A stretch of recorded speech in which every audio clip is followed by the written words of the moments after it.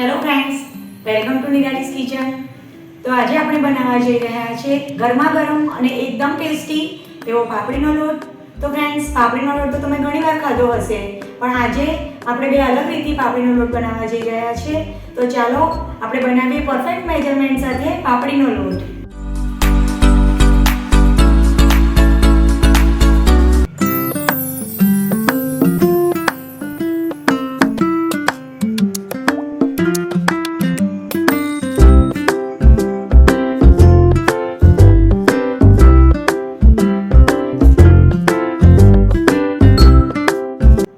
એકદમ ટેસ્ટી પાપડીનો લોટ બનાવવા માટે આપણે અહીં પહેલાં પાણીનું માપ જોઈ લઈએ।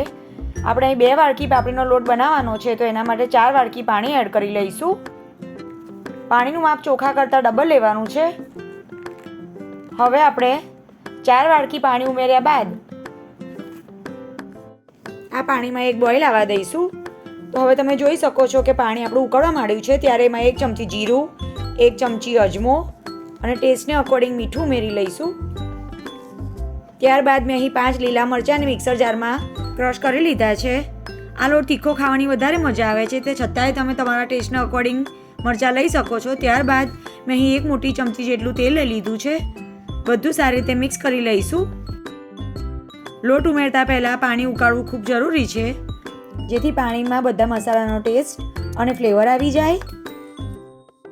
હવે આ લોટને સોફ્ટ બનાવવા માટે એમાં પાપડ ખાર ઉમેરી લઈશું। 1 ચમચી જેટલો પાપડ ખાર લીધો છે। હવે આપણે એને પણ સારી રીતે મિક્સ કરી લઈશું। હવે પાણીમાં લોટ ઉમેરવાનો છે, તો આ ટાઈમે ગેસની ફ્લેમ સ્લો કરી લઈશું।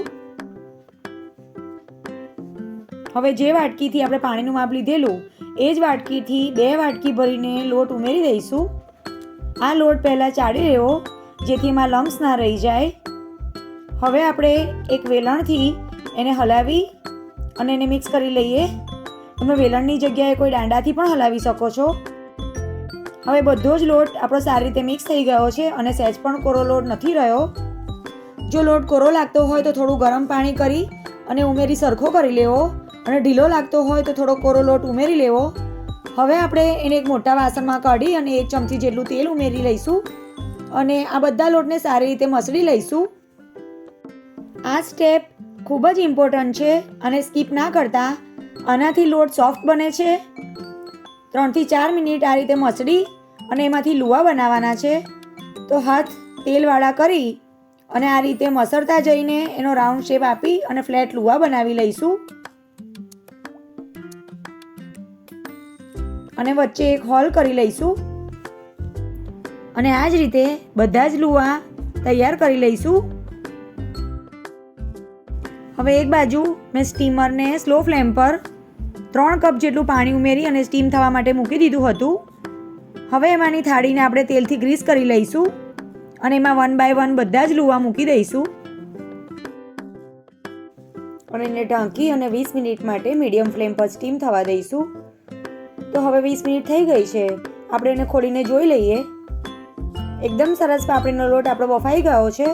હવે આપણે એને કાઢી અને આ રીતે નાઈફથી કટ કરી લઈશું। મીડિયમ સાઇઝના કટકા કરી લઈશું એના અને એને એક બાઉલમાં લઈ લઈશું। ત્યારબાદ હવે આપણે એમાં સિંગ તેલ ઉમેરી અને ઉપર અચાર મસાલો એટલે કે અથાણાનો સંભાર સ્પ્રિંકલ કરી અને સર્વ કરી લઈશું। આ પાપડીનો લોટ સિંગ તેલ સાથે ખૂબ જ સરસ લાગે છે। હવે આ લોટને લસણીઓ બનાવવા માટે મેં અહીં એક પેન લઈ લીધું છે। આ પેનમાં અડધી ચમચી જેટલું તેલ લઈ લઈશું અને એમાં 10-12 કડી લસણની ઉમેરી લઈશું।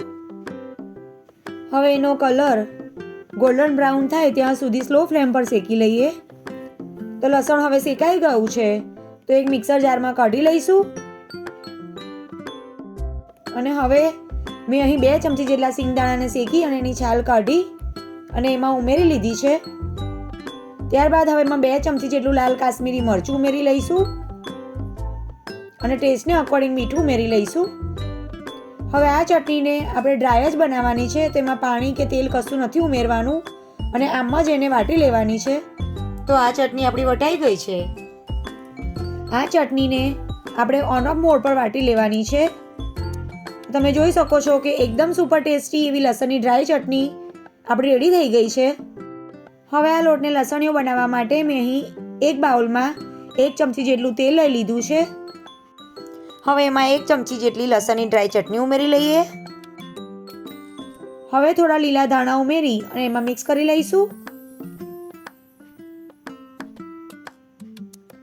બધું સારી રીતે મિક્સ કરી લેવાનું છે અને એમાં પાપડીના ગરમ લોટના કટકા ઉમેરી લઈએ અને મિક્સ કરી લઈએ. તો એકદમ ટેસ્ટી અને ચટાકેદાર એવો ગરમા ગરમ પાપડીનો લોટ તૈયાર થઈ ગયો છે. તો તમે બંને રીતથી આ રીતે ટ્રાય કરજો.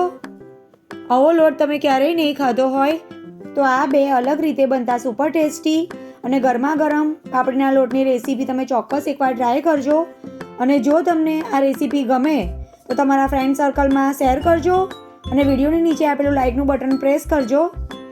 અને આવી જ નવી રેસીપી માટે બાજુમાં આપેલું બેલ આઇકન ક્લિક કરી અને મારી ચેનલને સબસ્ક્રાઈબ કરજો. તો ફ્રેન્ડ્સ, ફરી મળીશું એક આવી જ નવી રેસીપી સાથે. Thanks for watching.